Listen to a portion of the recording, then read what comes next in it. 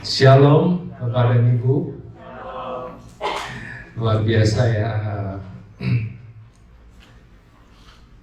Tadi waktu pujian dan penyembahan kita rasakan kuasa Tuhan hadir ya. Dan kita bersuka cita tadi, luar biasa. Kalau ini ibadah kedua ya, jadi kita sudah yang kedua, ini kita ibadah kedua ya. Nah, tadi pagi kita dapat berbicara Pak siapa Pak? Pak David Erson. Nah kali ini beda ya. Kali ini internal ya, Pak Budi. Ya, tapi tidak menutup. Yang penting kita adalah sama-sama mau mendengarkan firman Tuhan, dan firman Tuhan ini tidak hanya untuk Bapak dan Ibu yang ada di sini, tetapi juga saya sendiri, ya. Karena seperti firman Tuhan katakan bahwa firman Tuhan itu pedang bermata dua, selain untuk orang lain juga yang menyampaikan. Dan ini berat buat saya sebetulnya firman ini. Tapi saya mau sampaikan ya. Kita pada siang hari ini akan berbicara tentang emosi ya. Kata-kata emosi. Mungkin Bapak dan Ibu kalau dengar kata-kata emosi apa yang dipikirkan? Marah. Kalau anaknya ngomong, "Mama kok emosian sih?" gitu. Sama dengan juga, "Papa kok emosian?" Ya, itu yang dikatakan mungkin orang-orang terdekat kita, ya, anak, istri juga kadang, bahkan suami juga sampaikan, "Kok emosian?" gitu. Padahal emosi itu tidak sama dengan kemarahan. Ya, kita akan bahas pada pagi hari ini. Ya. Kalau kita lihat definisi dari emosi, ini saya sebutkan bahwa emosi itu adalah perasaan yang ditujukan kepada seseorang atau sesuatu. Bisa ada sesuatu jengkel, wah ini kok alat ini mobil ini rusak melulu sih, emosi ya. Jadi reaksi yang ditujukan kepada seseorang atau personal atau sesuatu. Emosi juga merupakan reaksi terhadap seseorang atau kejadian juga, waduh ini. Jadi itu luapan perasaan. Nah, kata emosi itu sebenarnya berasal dari bahasa Prancis ya, nanti bisa dilihat. Tapi artinya justru menarik. Artinya adalah kegembiraan. Ya. Jadi jangan dipikir emosi itu marah terus, enggak. Justru arti sebenarnya itu emosi itu adalah kegembiraan. Ya. Nah, ini saya sebutkan sedikit. Emosi itu sebetulnya punya beberapa, ada di dalamnya. Mungkin kalau kita lihat ada film kartun ya, yang emosi, judulnya saya lupa, tetapi di situ simbol dari emosi kemarahan, emosi sedih, senang, itu pernah lihat mungkin ya, bisa dilihat nanti. Nah, pada dasarnya emosi itu kalau disebutkan di sini ada 7 dasar emosi, seperti cinta. Cinta itu emosi juga ya. Ini yang paling penting nih. Kalau nggak ada cinta, repot kita ya. Kemudian senang pasti. Sedih, takut, kecewa, jijik. Yang terakhir adalah marah. Ya, tapi pada prinsipnya kadang-kadang ngomong emosi itu kesannya marah gitu. Padahal emosi itu sebetulnya tidak hanya marah bahkan bagian yang paling kecil sebetulnya, ya. Nah, kenapa, pertanyaan yang kedua adalah kenapa Tuhan melengkapi kita dengan emosi? Kenapa sih kok Tuhan menciptakan kita dengan emosi? Nah, ini ada latar belakangnya ya sebetulnya, ya. Jadi kalau kita lihat di Kejadian 1 ayat 28 ya, kita akan lihat, tapi nggak usah ditampilkan karena terlalu panjang nanti ya. Jadi pertanyaan gini, tujuan Tuhan, kenapa Tuhan melengkapi kita? Ada tujuan manusia diciptakan ya. Ada 4 tujuan manusia diciptakan oleh Tuhan. Yang pertama adalah menguasai bumi. Ya, di sini sampaikan Kejadian 1 ayat 28, Allah memberikan perintah kepada manusia untuk menguasai dan memerintah atas bumi serta segala isinya. Salah ya ini. Ini saya berikan catatan aja ya. Kemudian yang kedua adalah menjadi rekan sekerja Allah. Ya. Yang pertama adalah tadi Tuhan memerintahkan kita untuk menguasai dan memerintah bumi. Yang kedua adalah untuk menjadi rekan sekerja Allah. Ini tercatat dalam Kejadian 3 ayat 8 sampai 9. Saya sebutkan saja. Allah berjalan-jalan bersama-sama dengan manusia di Taman Eden. Artinya Allah ingin kita menjadi rekan. Ya, menjadi rekan sekerja. Yang ketiga adalah memuliakan dan meninggikan Allah. Itu yang diinginkan ya. Selain tadi menguasai bumi, menjadi rekan Allah, yang ketiga adalah memuliakan dan meninggikan Allah. Ini dicatat di dalam Alkitab. Kalau kita lihat di Mazmur 34 ayat 3 dikatakan, muliakanlah Tuhan bersama-sama dengan aku. Marilah kita meninggikan namanya bersama-sama. Ya, di situ disampaikan bahwa kita memang diciptakan Tuhan selain menguasai bumi, menjadi rekan Allah, juga memuliakan dan meninggikan Allah.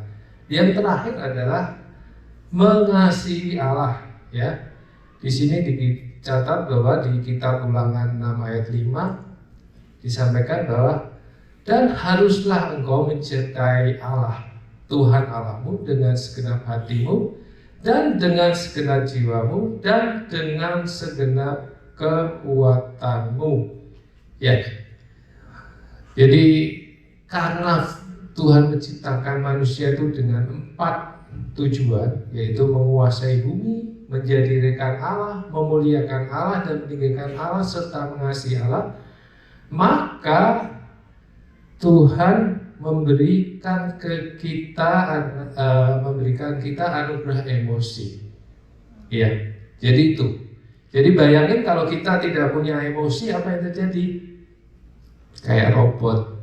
Ya, robot itu sekarang sudah canggih. Ya, robot yang sekarang itu sudah canggih-canggih. Bahkan ada AI ya sekarang ya.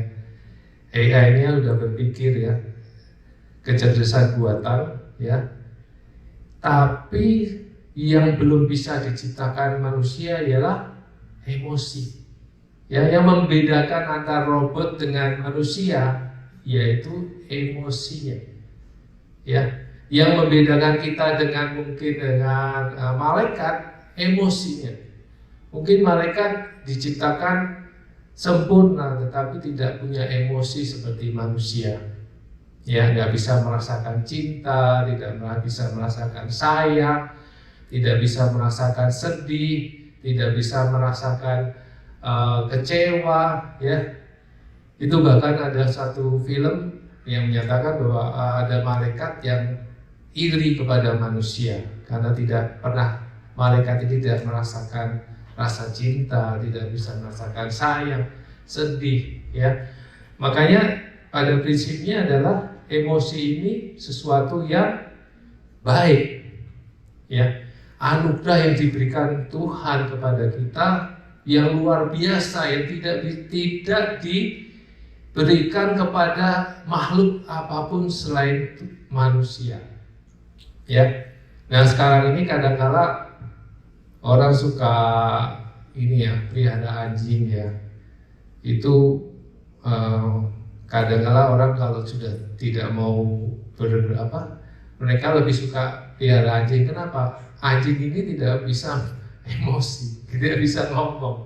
Ya, makanya kadang-kala orang berpikiran bahwa lebih baik saya tidak bergaul dengan sesama, lebih baik saya bergaul dengan tidak bergaul, gitu ya. Ada kalanya juga ingin pelihara anjing supaya tidak menjadi masalah.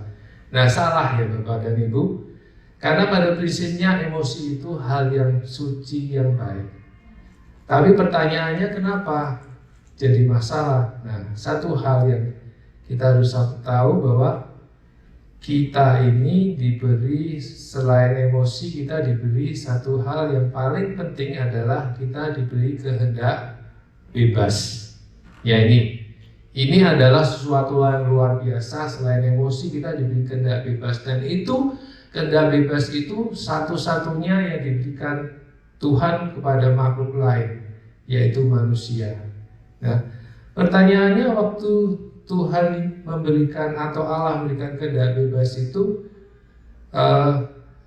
Tuhan tahu nggak kalau manusia akan jatuh dalam dosa? Tuhan tahu, ya. Tetapi Tuhan berikan kehendak bebas sehingga kita memilih. Kata-kata kehendak bebas ini yang penting, ya. Jadi manusia itu bertanggung jawab terhadap segala tindakannya sendiri. Ya, tidak ada yang namanya manusia, saya terserah Tuhan, nasib yang menentukan saya, Tuhan membawa saya ke hal yang tidak baik. Tidak seperti itu.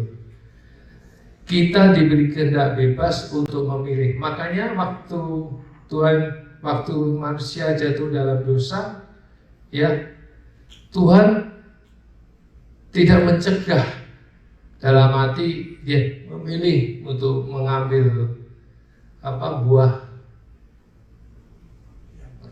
buah pengetahuan baik dan benar. Akhirnya dia makan dan dia tahu itu. Makanya di satu sisi kita diberikan kehendak bebas, itulah yang menjadi tanggung jawab kita sebagai manusia, ya. Jadi itu Bapak Ibu.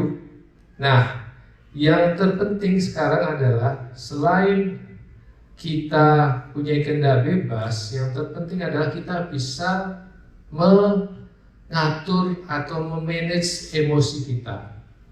Ini yang penting. Karena kalau kita tidak bisa melihat atau mengatur emosi kita, itu jadi repot, ya. Pernah Bapak dan Ibu dengar IQ pasti tahu, ya. IQ adalah kecerdasan intelektualnya. Manusia punya IQ yang tinggi, bahkan katakanlah kayak Einstein, IQ-nya luar biasa, ya. Tapi pernah dengar EQ? Bapak dan Ibu mungkin pernah sebagian dengar EQ, ya, yaitu kecerdasan emosional. Ini yang penting, ya. Bahkan di sekuler kita pernah sering baca bahwa EQ ini menentukan kesuksesan seseorang. Karena sudah ada penelitian, ya, disurvei bahwa orang-orang yang sukses, orang-orang yang berhasil di dunia ini EQ-nya tinggi.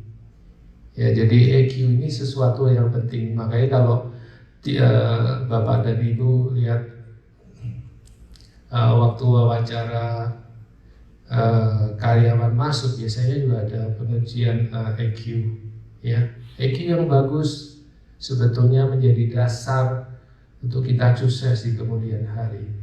Nah, itu kita bicara EQ di dunia sekuler. Nah, sekarang kalau kita bicara di kehidupan kita dalam mengiring Tuhan Yesus, apakah ada EQ, ya? Nah, saya kemarin sempat melihat, ya, ternyata di Alkitab kita itu ada prinsip-prinsip dalam kecerdasan emosional, ya. Jadi tidak hanya sekedar di sekuler saja sudah menyatakan EQ, ternyata awalnya justru dari Alkitab. Ya, dasarnya justru di Alkitab, ya. Jadi jangan melihat buku-buku yang luar biasa dalam EQ. Di Alkitab kita itu sudah ada. Dan yang luar biasanya Tuhan sudah berbicara ribuan tahun yang lalu, ya. Cuma kita tidak tahu aja, kita tidak menggali saja. Ya, makanya ini pada pagi hari ini saya akan sampaikan bahwa prinsip-prinsip kecerdasan emosional itu ternyata ada di dalam Alkitab. Kita akan baca, ya.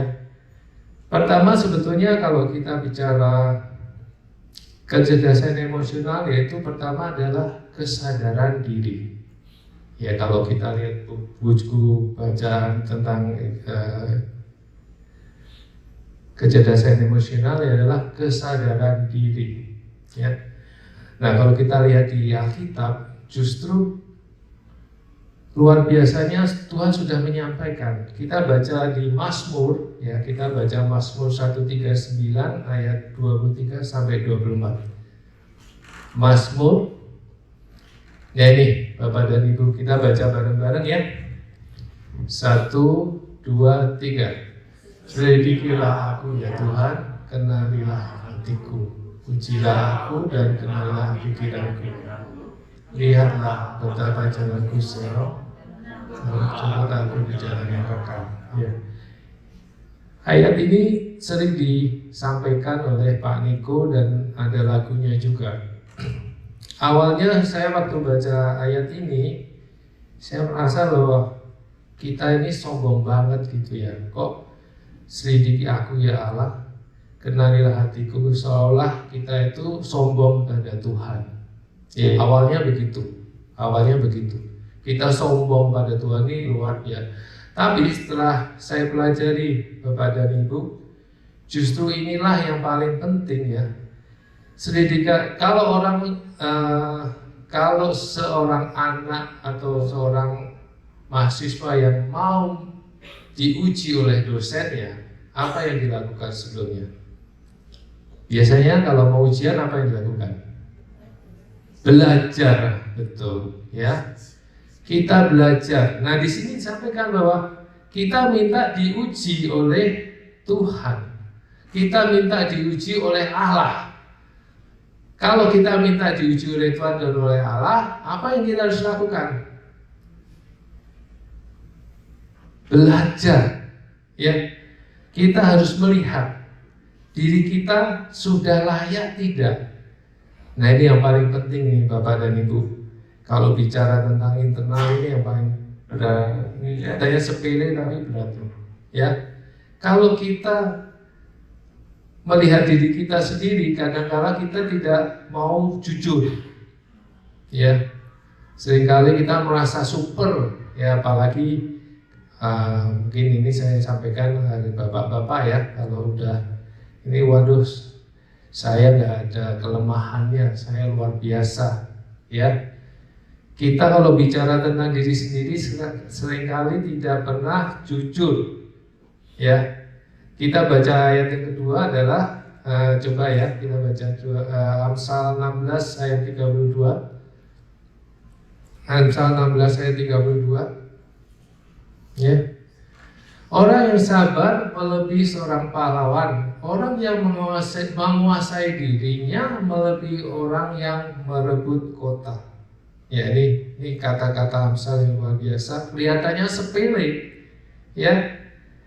Kok orang yang menguasai dirinya bisa disebut lebih besar dari merebut kota, melebihi orang yang merebut kota. Kota itu bisa kita bicara merebut kota itu kalau kita lihat di sejarah atau di film-film itu kan butuh orang yang banyak sekali untuk merebut kota, yang apalagi kota berbenteng. Tetapi disebutkan di sini bahwa orang yang sabar melebihi seorang pahlawan, dan yang paling penting orang yang menguasai dirinya. Orang yang menguasai dirinya. Ini kata-kata yang sederhana tetapi tidak sederhana untuk menjalankan. Ya, Bapak dan Ibu, kadang-kala kita sombong terhadap diri kita walaupun tidak sadar. Ya, terutama mungkin bapak-bapak ya. Wah, saya kan sudah bekerja, saya sudah memberikan segenap tenaga saya, segenap pikiran saya, segenap uang saya kepada keluarga saya. Saya orangnya sempurna. Pernah nggak Bapak dan Ibu atau bapak-bapak di sini memikir sebetulnya diri saya ini seperti apa? Ya, apakah saya masih sering marah? Apakah saya jujur? Apakah saya baik terhadap keluarga, terhadap orang lain? Ya, ini seringkali muncul, kita tidak sadari, kita abaikan, gitu ya. Bahkan kadang-kala hal-hal yang sepele yang disampaikan oleh orang-orang terdekat kita, misalnya istri, anak, ya, itu kita tidak anggap. Ya, demikian juga kalau kita bicara ibu-ibu sama, ya. Ibu-ibu juga sama, kadang-kadang merasa bahwa dirinya yang paling super, ya. Saya tidak perlu dinasihati, ya. Saya ya seperti ini, ya. Saya tidak perlu, apalagi kalau bicara anaknya, nasihati, "Mah, kok cerewet banget sih, Mah? Kamu apa sih ngomong kayak begini?" Ya. Itulah yang disebut menguasai diri, ya, Bapak dan Ibu. Tidak mudah. Bahkan di sini sampaikan menguasai diri itu lebih dari menguasai kota. Ya, makanya satu sisi kesadaran diri, balik lagi ya, kesadaran diri ini sederhana, tetapi justru disinilah letak kita untuk bisa lebih baik menjadi manusia, ya. Jadi disampaikan di sini bahwa seolah-olah makanya Bapak dan Ibu tidak heran ya, ada anak dari seorang pendeta atau anak pengerja atau anak katakanlah aktivis gereja, tapi kenyataannya mereka malah justru murtad. Kenapa? Karena mereka yang tahu kondisi rumah tangga, kondisi orang tuanya. Dia melihat orang tuanya udah pinter berkhotbah di depan mimbar. Orang tuanya kalau sama orang lain baik hati, ya, sudah kayak malaikat, tetapi di rumah beda. Nah, ini yang menjadi introspeksi buat diri kita, ya. Selama ini seperti apakah saya ini? Ini yang sulit ya Bapak Ibu. Paling sulit dalam kehidupan adalah mengoreksi diri sendiri, melihat diri sendiri. Ya, ini tidak berlaku untuk Bapak Ibu aja, dan justru untuk saya sendiri juga sama ya. Kita sama-sama belajar. Sama-sama belajar untuk melihat diri kita sendiri. Makanya di sini sampaikan bahwa selidikilah aku ya Allah, kenalilah hatiku, ujilah aku, kenalkanlah pikiran-pikiranku. Tuhan, si Daud minta Tuhan untuk melihat, untuk memberikan masukan kepada dirinya, kira-kira yang kurang apa, ya. Inilah makanya dibutuhkan, kalau Bapak dan Ibu di dalam keluarga ya, dibutuhkan nasihat atau masukan dari istri kita. Kalau kita seorang ayah, seorang papa, kita butuh masukan dari anak kita. Demikian juga jika seorang istri juga butuh masukan dari suami, butuh masukan dari anak. Demikian juga untuk anak juga dapat masukan dari orang tuanya. Jadi kita meresponinya jangan dengan emosi. Kamu tahu apa sih? Ya, kita harus bisa mengoreksi diri kita sendiri. Kesadaran diri ini luar biasa ya, sederhana, tetapi justru inilah adalah dasar kita, ya, dasar kita untuk bisa lebih baik di hadapan Tuhan, ya. Jadi itu yang terpenting ya, kesadaran diri. Nah, bahkan yang lebih parah, tidak merasa bersalah sama sekali waktu melakukan suatu kesalahan. Ini yang sering terjadi juga ya Bapak dan Ibu. Udah dia melakukan salah tapi nggak pernah tidak merasa bersalah. Ya, ini hal yang biasa terjadi, dan ini kadangkala menjadi batu sandungan buat banyak orang, menjadi batu sandungan buat keluarga kita sendiri. Nah, ini kita harus sadari ya. Nah, yang bagian yang paling sulit, di mana setiap orang harus menilai diri sendiri seobjektif mungkin, ya. Kalau perlu kita minta tolong keluarga terdekat, pasangan, anak, teman dekat, dan yang paling penting adalah kita bisa menerima masukan mereka terhadap diri kita. Ya. Ini yang sederhana tetapi tidak mudah Bapak dan Ibu. Kadangkala ego kita, kadangkala kesombongan kita yang menghilangkan atau menafikan masukan-masukan itu. Ya,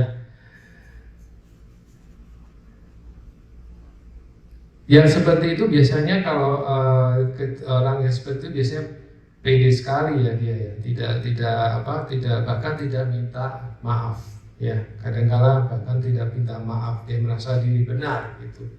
Nah, tapi ada yang sebaliknya Bapak dan Ibu, ada yang sebaliknya. Kalau tadi itu pede dan merasa benar dan tidak perlu minta maaf, ada yang sebaliknya, yaitu yang tidak bisa memaafkan masa lalunya. Ini yang saya ambil contoh ya. Orang yang tidak bisa memaafkan masa lalunya, dia juga menjadi masalah, ya, ya, karena banyak orang yang pernah melakukan kesalahan di masa lalunya dan dia merasa bahwa kenapa ya saya dulu melakukan ini ya, kenapa ya saya melakukan itu ya. Tapi setelah itu dia tidak bisa memaafkan dirinya. Dia merasa masih bersalah dan bersalah dan bersalah terus. Nah, ini juga akan mengakibatkan emosinya tidak baik. Ya, makanya itu juga salah satu sisi kalau kita misalnya punya masalah di masa lalu kita punya masalah di masa lalu kita yang belum selesai, kita harus selesaikan. Ya, dan Bapak dan Ibu. Nah, yang terpenting adalah setelah kita tahu, kita introspeksi, ya, kita harus tahu kelemahan kita dan kelebihan kita. Itu yang terpenting.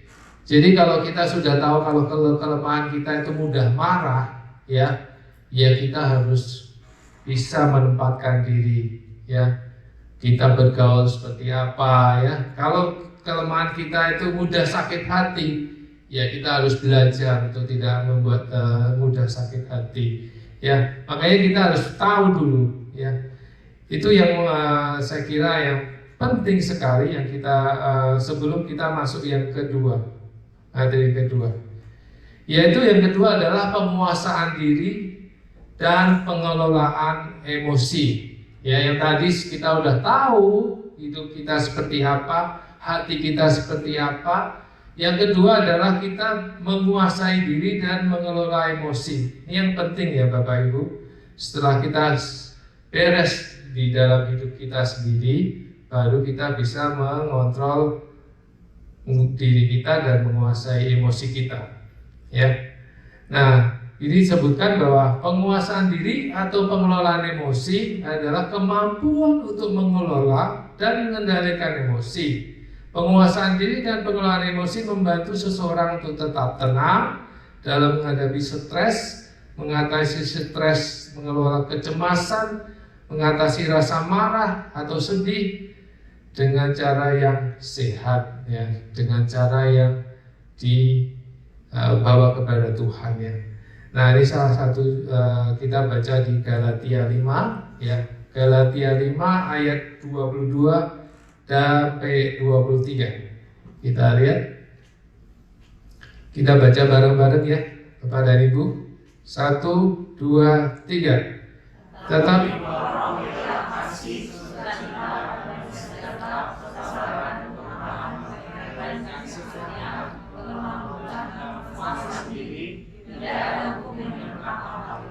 iya.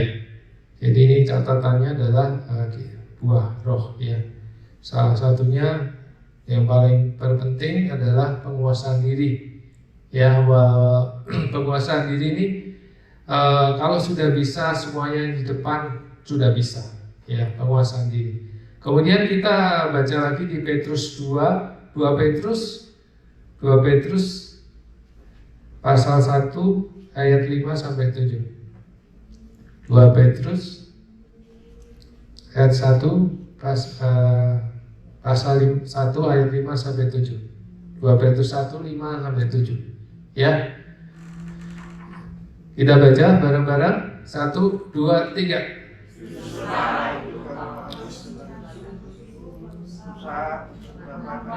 Imanmu kembali.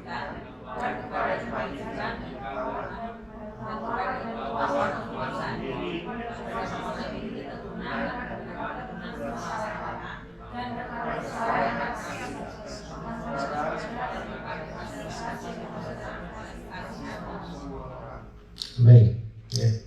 Di sini juga ada keterangan pengetahuan penguasaan diri. Ya,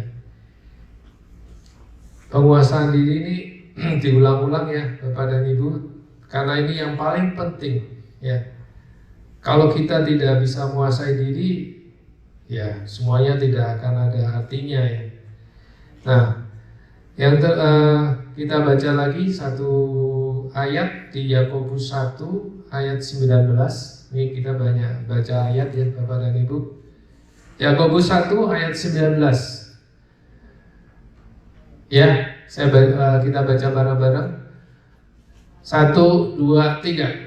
Hai saudara-saudara yang kukasihi, ingatlah hal ini. Setiap orang hendaklah cepat untuk mendengar, tetapi lambat untuk berkata-kata dan juga lambat untuk marah. Ya. Kita baca lagi Filipi 4 ayat 6 sampai 7. Filipi 4 ayat 6 sampai 7. Ya. Kita baca 1, 2, 3. Janganlah hendaknya kamu khawatir tentang apapun juga, tetapi nyatakanlah dalam segala hal namun pada Allah dan berdoa dan permohonan mengucapkan syukur. Ya.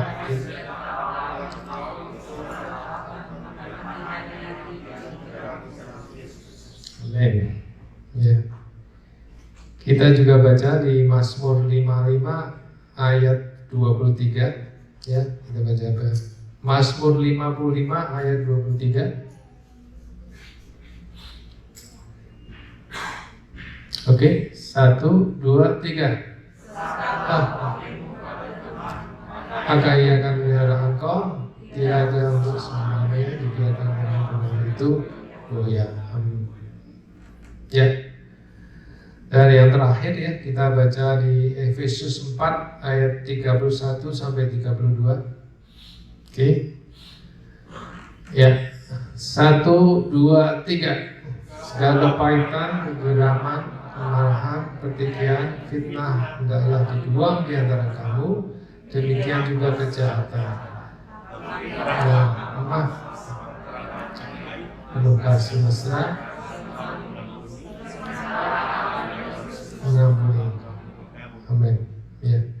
Jadi ini ayat-ayat yang banyak sekali yang kita bisa baca di Alkitab ya, yang memberikan pelajaran buat kita, berikan semacam tuntunan buat kita tentang penguasaan diri ya Bapak Ibu.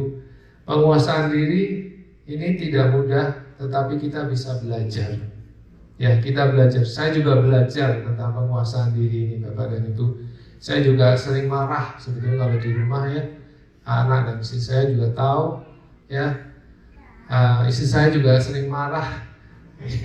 Sama-sama ya, kita juga sering marah, makanya kita harus menguasai diri. Kadang-kala anak saya ngomongnya gak kenceng-kenceng sih gitu. Ya kita baru sadar, oh iya ya. Ya itu yang sederhana, tetapi saya jujur aja memberikan firman ini sebetulnya juga untuk diri saya sendiri sebetulnya. Ya, saya masih banyak belajar ya Bapak Ibu. Gak mudah memang untuk menguasai diri, karena menguasai diri itu perlu belajar dan perlu kerendahan hati, ya, kerendahan hati. Ini yang penting ya. Apalagi kadang-kadang bapak dari suami itu sukanya ini sombong gitu ya, sukanya merasa dirinya hebat gitu. Nah ini juga kita harus sama-sama ya Bapak dan Ibu ya. Makanya penguasaan diri ini suatu hal yang kita harus latih terus menerus. Ya tidak mudah memang, tetapi kita berlatih bersama-sama. Oke, yang berikutnya adalah yang ketiga adalah kesadaran dengan seksama. Kalau yang tadi kita bicara internal ya, yang tadi yang kita bicara tentang penguasaan diri dan kesadaran diri dan penguasaan diri itu kan internal di dalam diri kita. Nah sekarang kita bicara tentang eksternal ya, kesadaran dengan sesama. Ini yang penting juga ya. Di sini sampaikan bahwa Ini adalah kesadaran dengan sesama adalah kemampuan untuk memahami dan merasakan emosi orang lain serta membaca dan memahami situasi sosial ya. Ya ini konteksnya adalah kita baca di Roma 12 ayat 15 ya. Kita baca Roma 12 ayat 15. Oke, kita baca bareng-bareng 1 2 3. Bersukacitalah dengan orang yang bersukacita dan menangislah dengan orang yang menangis. Jadi ini berempati ya Bapak dan Ibu ya, berempati kita kepada orang lain ya. Kemudian contoh lagi berikutnya adalah kita baca di 1 Korintus 12 ayat 26. 1 Korintus 12 ayat 26. Kita baca 1 2 3. Karena semua anggota turut menderita. Jika satu anggota dihormati, semua anggota turut sukacita. Ini yang kita harus lakukan. Kita dalam berjemaat juga sama ya Bapak dan Ibu. Kita bersukacita kalau orang lain bersukacita. Kita menangis kalau orang lain menangis. Bukan sebaliknya. Kalau orang lain menangis kita bersukacita. Syukurin gitu ya. Nggak boleh ya Bapak dan Ibu. Ya. Kalau orang lain lagi susah kita senang. Wah, kalau orang lagi senang kita susah. Ya itu nggak boleh juga. Nah ini ada cerita yang lucu sedikit ya. Jadi cerita tentang ada dua ibu-ibu yang lagi saling iri hati biasa di dalam gereja loh, bukan di luar gereja. Dua orang ibu-ibu di gereja yang orangnya nih saling sakit hati. Nah, dia kalau berdoa pada Tuhan, Tuhan saya mau lebih dari si A, ini si A dan si B, si A. Tuhan pokoknya kalau Tuhan berikan berkat satu mobil, saya minta 2 mobil. Kalau Tuhan memberi berkat satu rumah, saya minta 2 rumah. Pokoknya mintanya double kepada Ibu. Dua-duanya sama nih seperti ini. Nah suatu saat datanglah malaikat, datang itu kedua ibu-ibunya. Malaikat ini bilang begini, saya diperintah Tuhan, saya mau menyampaikan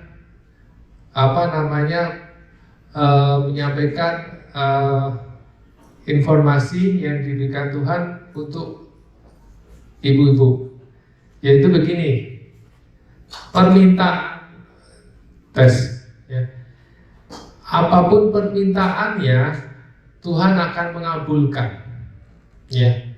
Jadi apapun permintaannya Tuhan akan mengabulkan. Ini kan bagus ya. Malaikat berikan itu bagus. Nah ini 2 ibu ini bingung nih. Waduh, doanya sudah benar tapi kok tahu-tahu dikasih tantangan seperti itu. Nah ibu yang pertama dia mau berdoa, Tuhan saya mau 1 mobil dong, mobil baru. Dia mikir, waktu mobil baru, si B dapat 2 mobil. Dia nggak mau Bapak dan Ibu. Saya nggak mau dia dapat 2 mobil. Dia mau doa lagi 1, Tuhan saya mau pengen rumah. Dia dapat 2 rumah. Ya pokoknya double aja ini yang satunya ini. Nah akhirnya dia bingung gitu ya Bapak dan Ibu. Bingung. Apa yang dilakukan coba?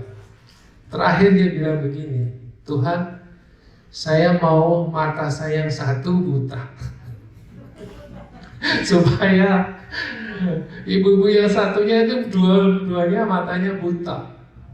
Ya, ini sebetulnya ilustrasi yang konyol, tetapi itu biasanya terjadi juga loh Bapak dan Ibu ya. Jadi kalaupun nggak dapat berkat, dia maunya orang lain susah.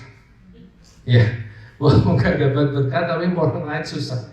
Dia rela 1 matanya buta, tapi yang penting si ibu si B ini dua-duanya buta. Ya ini kadang-kala sederhana, tetapi kenyataan di kehidupan kita seperti itu, Bapak dan Ibu. Ya, kita ini iri, ya, iri. Nah kalau sudah bicara iri, ya bahkan yang jelek pun, yang penting dia lebih susah. Nah itu tidak boleh. Makanya di sini cerita di Roma ya sampaikan bahwa bersukacitalah dengan orang yang bersukacita dan menangislah dengan orang yang menangis.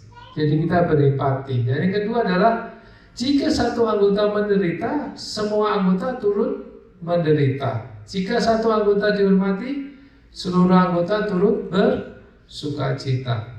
Ya, jadi kita tidak boleh iri. Ya, kita harus menjadi satu kesatuan. Ya.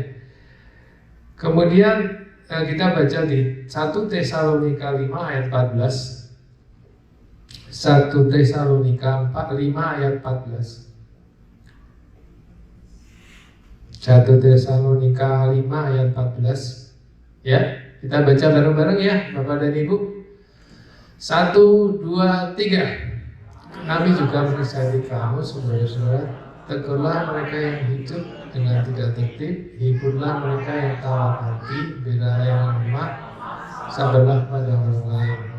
Ya, ini juga satu firman Tuhan yang kadang-kala kita tidak berani menjalankan. Ya Bapak dan Ibu ya.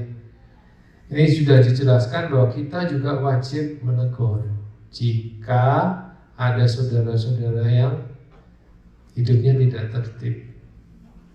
Ya, ini kadang-kala bisa jadi masalah ya.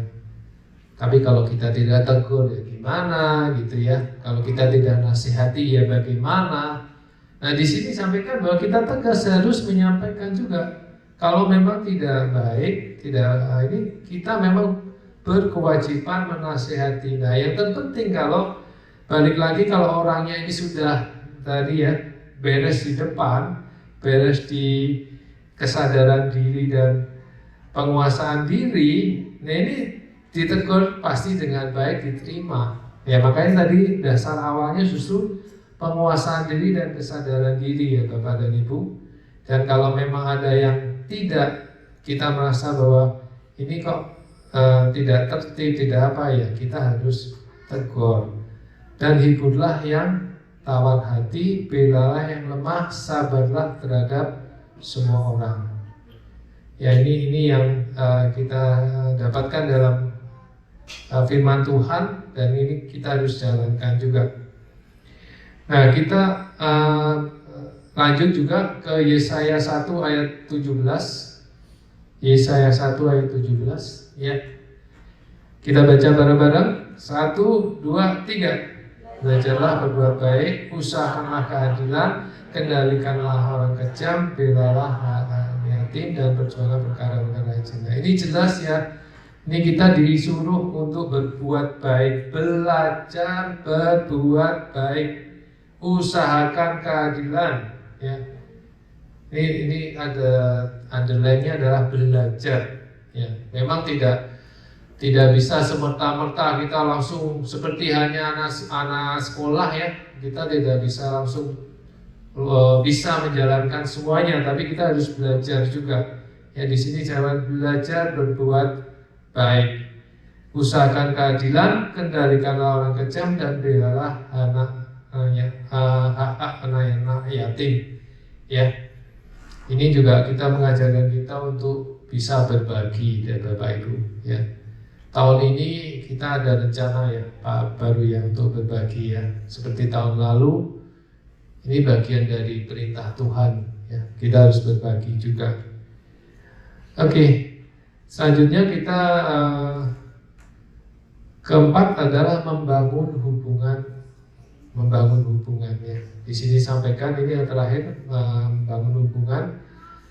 Ialah kemampuan untuk membangun hubungan yang sehat, bermakna dengan orang lain, serta berkomunikasi dengan baik, memecahkan konflik, bekerja sama dalam tim, keterampilan hubungan membantu seorang untuk membangun jaringan sosial yang lebih kuat dan dengan kontribusi yang lebih positif. Ya ini membangun hubungan ini juga kadang-kala tidak mudah ya.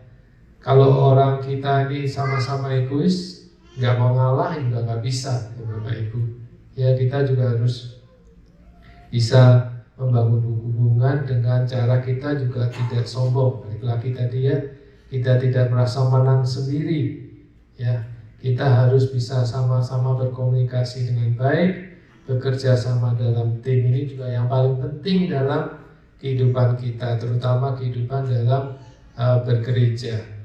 Ya, jadi itu Bapak dan Ibu, saya coba untuk menyimpulkan sebetulnya manusia itu, atau saya melihat ada tipe orangnya, ada tipe orang. Kalau dilihat dari sisi emosi, saya coba untuk bagi-bagi, ada 4 tipe orang, yaitu orang yang cepat marah dan cepat tersinggung. Wah, ini top nih, paling tinggi nih. Cepat marah, cepat tersinggung. Ya, jadi kalau dia sering marah dan sering tersinggung, nah ini yang paling tinggi nih.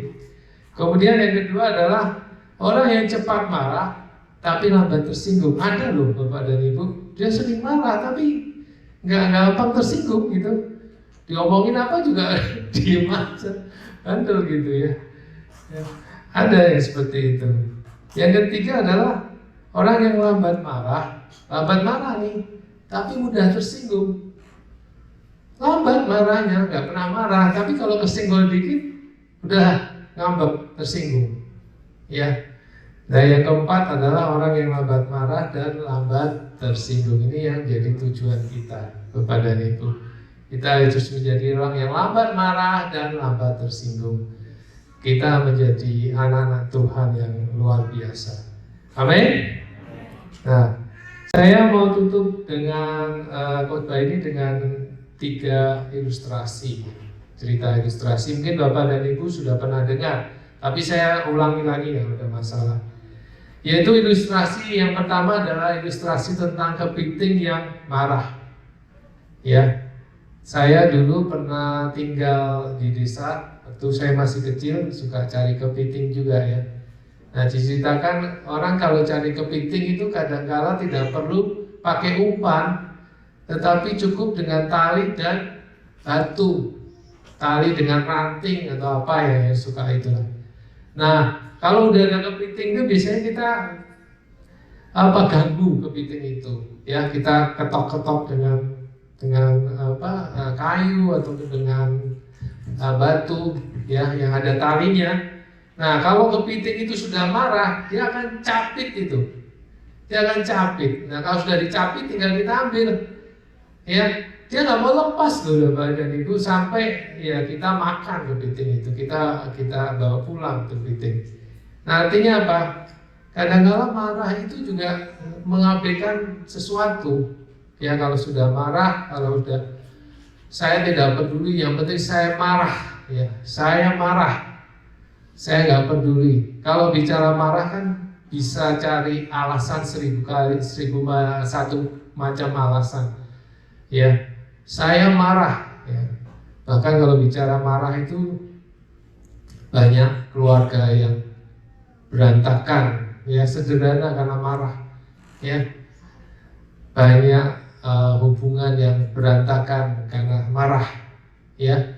Banyak juga politisi-politisi yang berantakan juga kena marah ya, yang tidak bisa kontrol ya. Jadi marah ini kita harus bisa kontrol, jangan seperti kepiting ya, yang akhirnya gara-gara marah dia harus dimakan ya.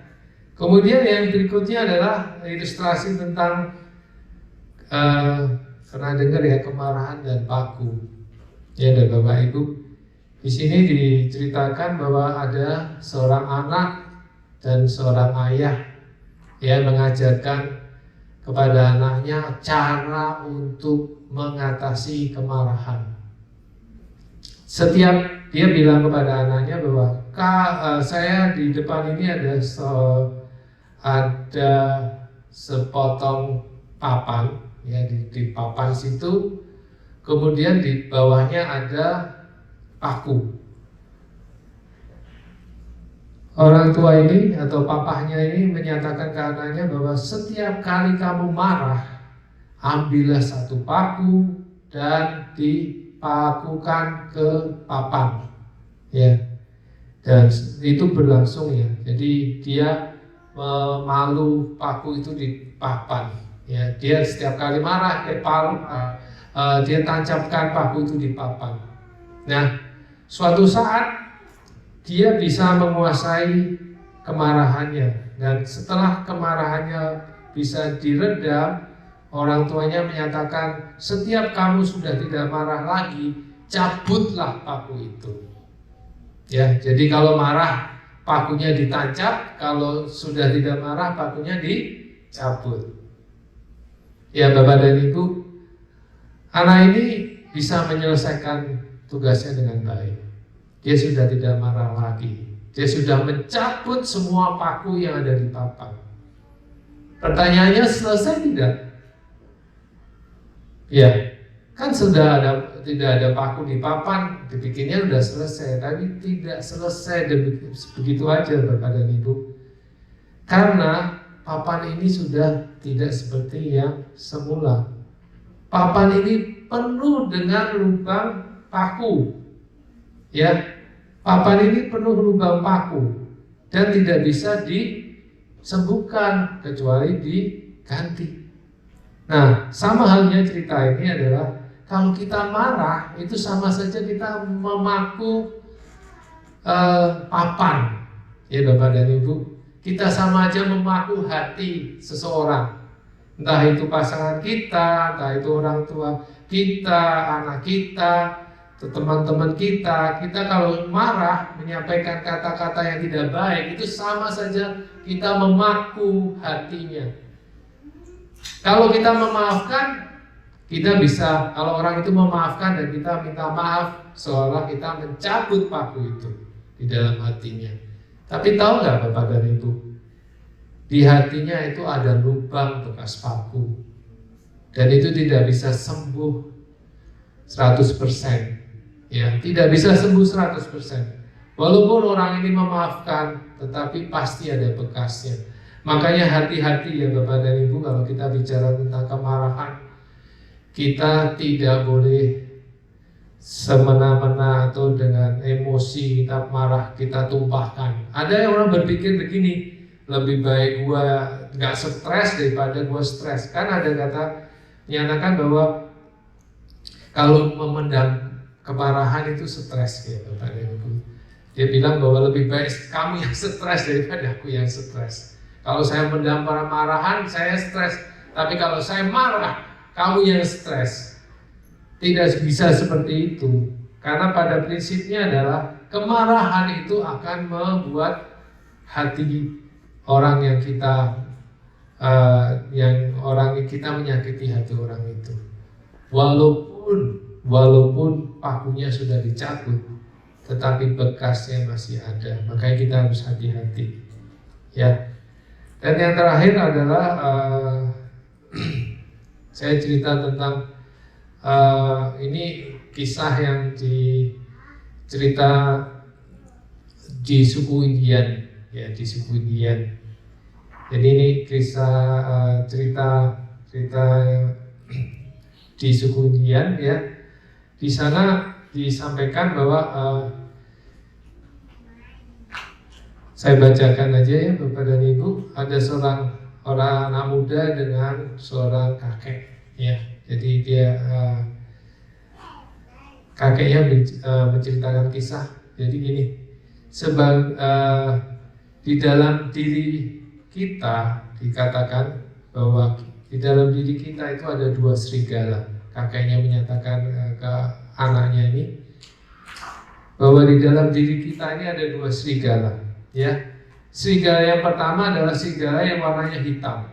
Ya, serigala hitam ini adalah serigala yang penuh emosi, kemarahan, pencemburu, duka, penyesat, tamak, sombong, memikirkan diri sendiri, dendam, serta yang paling penting tidak terkendali.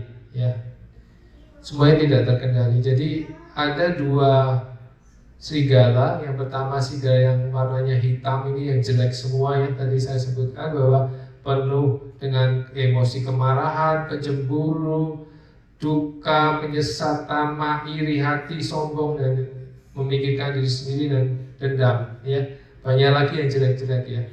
Kemudian yang kedua adalah serigala yang warnanya putih.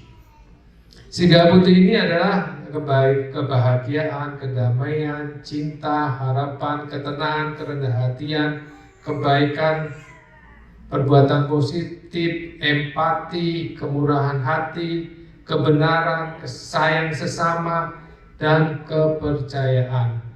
Nah, dua serigala ini adalah yang ada dalam hati kita itu setiap hari bertengkar atau bertarung. Itu sama halnya dalam diri kita ya. Kalau di dalam kisah di dalam hati kita ada Roh Kudus dan Roh Setan. Ya. Ada Roh Kudus dan kedagingan.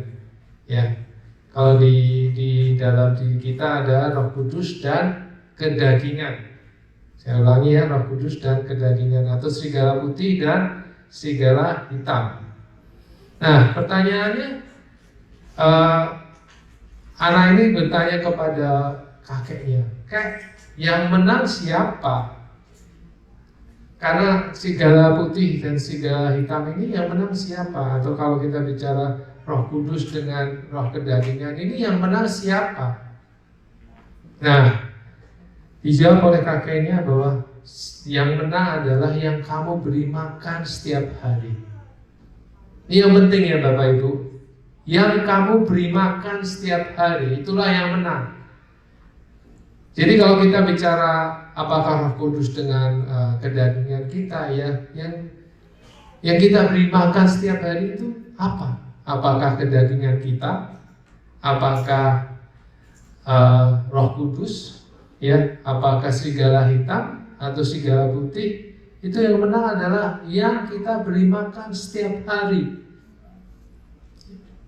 Makanya Bapak dan Ibu, satu hal yang kita harus tahu bahwa di akhir khotbah ini ya, kita akan sama-sama ya memberikan statement atau memberikan janji kepada diri kita sendiri ya. Kita harus berjanji kepada diri kita sendiri supaya kita bisa lebih baik di hadapan Tuhan, lebih baik di hadapan keluarga kita, lebih baik di hadapan masyarakat ya, di hadapan teman-teman kita. Yaitu yang pertama adalah belajar dan melatih diri. Ya, kuncinya adalah belajar dan melatih diri. Ya, seperti halnya anak sekolah yang belajar naik kelas dan menjadi lebih baik. Belajar dan melatih diri. Ya. Yang kedua adalah memberi makanan rohani ke dalam kita harus memberi makanan ke rohani kita. Ya, seperti baca Alkitab, mendengarkan firman Tuhan, berdoa, dan yang terpenting adalah menjalankan firman Tuhan. Yang terakhir adalah caranya kita minta tolong Roh Kudus menolong kita. Ini Bapak dan Ibu, yang terakhir ini kelihatannya sederhana tetapi tidak mudah Bapak dan Ibu. Kadang-kala kita pernah sering dengar ya, kita harus minta tuntunan Roh Kudus. Kita harus minta tuntunan Roh Kudus. Kita harus minta tuntunan Roh Kudus. Caranya seperti apa sih minta tuntunan Roh Kudus? Caranya seperti apa Bapak dan Ibu? Ya, saya pernah sedikit bertanya kepada satu teman ya yang dia waktu saya masih muda ya, bukan teman sih ya, kakak rohani. Dia bilang gini, sebetulnya Roh Kudus itu apa sih Kak? Saya bilang, Roh Kudus itu adalah naluri di dalam diri kita ya, Tuhan memberikan hati nurani ya, hati nurani. Nah, bagaimana kita berkomunikasi dengan Roh Kudus? Dijawabnya sederhana Bapak dan Ibu, dan ini kita bisa praktekkan. Coba kalau kita mau berkonsultasi dengan Roh Kudus, kita ngomong pada diri kita sendiri. Misalnya nih, kalau kita mau melakukan sesuatu, tanya pada diri kita sendiri, pada Roh Kudus, saya mau melakukan ini, benar nggak? Boleh nggak? Boleh nggak Tuhan? Boleh nggak Roh Kudus? Jadi seolah kita berbicara langsung dengan Roh Kudus di dalam diri kita. Ya, boleh nggak? Kalau nggak boleh, ya jangan ditabrak. Seringkali kan kita nabrak nurani ya Bapak dan Ibu. Ya, sudah bilang nggak boleh, ini bukan suara Tuhan ini suara yang lain ini. Ya, jadi itu Bapak dan Ibu firman pada pagi hari ini. Ya. Jadi saya ulangi lagi, kita akan ulangi lagi. Yang terpenting adalah yang balik lagi tadi kita harus belajar dan melatih diri, memberi makanan rohani kepada diri kita dan meminta tolong Roh Kudus untuk bisa menghadapi kehidupan ini menjadi lebih baik lagi. Amin. Kita akan